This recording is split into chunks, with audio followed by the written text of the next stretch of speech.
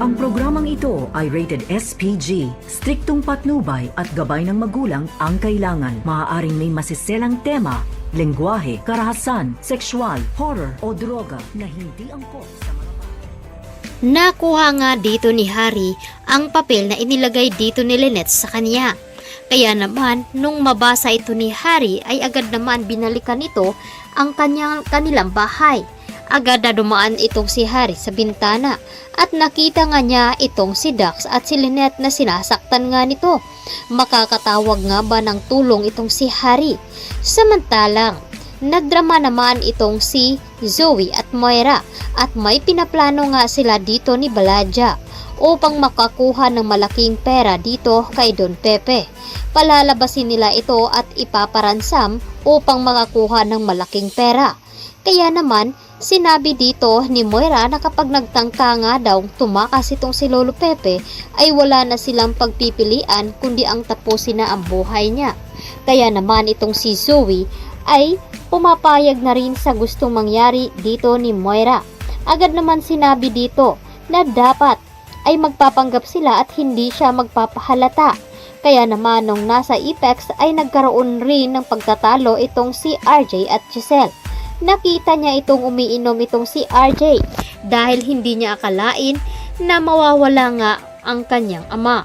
Agad naman nilapitan dito ni Giselle at umiiyak nga ito dahil hindi niya kakayanin kapag nawala ang kanilang ama. At dahil dito, sinisisi na naman dito ni Giselle itong si RJ dahil nga hindi ito naniniwala na may kinalaman itong si Zoe at si Moira. Kaya sa galit dito at inis ni RJ ay nasampal niya dito itong si Giselle. Dahil nga daw, hindi ito nagiging magulang sa kanyang anak. At napaiyak na lamang itong si Giselle at agad rin naman humingi ng tawad itong si RJ. At maya-maya pa ay agad ring dumating ang mag-ina na si Zoe at Moira. At bago pa man nila hinarap itong si RJ ay sinabi dito ni Moira na kailangan nilang panggap na talaga namang walang alam sa pagkawala ni Lolo Pepe. Kaya nung magkaharap na niya itong si RJ ay sinabi na nga dito ni Zoe ang kanilang drama ni Moira.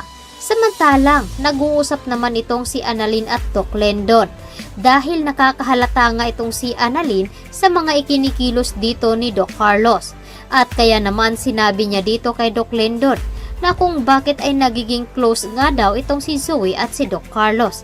Kaya muling naaalala dito ni Annalyn ang sinabi dito ni Ate Ning na nagkaroon nga ng pagtatalo itong si Zoe at Carlos at kaya naman nagawa niya itong saktan. At sinabi rin dito ni Annalyn magkapareho nga daw ng ugali itong si Zoe at si Carlos. Kapag nagtatalo nga ang dalawa ay iisipin niya na mag-ama daw ito. Kaya hindi nakapagsalita itong si Doc Lendon dahil tama naman talaga ang hinala dito ni Annalyn. Hindi niya masabi-sabi dito dahil meron nga siyang utang na loob dito kay Doc Carlos dahil iniligtas niya ang buhay dito ni Doc Lendon. Ang hindi alam dito ni Doc Lendon na si Moira rin ang nag-utos dito upang ipapaligpit siya. Kaya naman, itong si Doc Lendon ay nagpikit mata na lamang at hindi niya sinabi ang buong katotohanan dito kay Annalyn. Kaya naman nagkaroon din ng pagtatalo sa pagitan dito ni Carlos at ni Annalyn dahil hindi pa rin tinatantanan dito ni Annalyn itong si Zoe. At duda pa rin ito na may kinalaman nga ito sa pagkawala ni Lolo Pepe. Samantalang, nagtataka naman itong si Regan dahil nga hindi siya mapakali sa mga ikinikilos dito ni Lynette. At iniisip nila na parang may kakaiba. Kaya naman nung makita nga dito ni Harry ang sulat na nakalagay sa kanyang jacket ay agad itong binalikan si Lynette.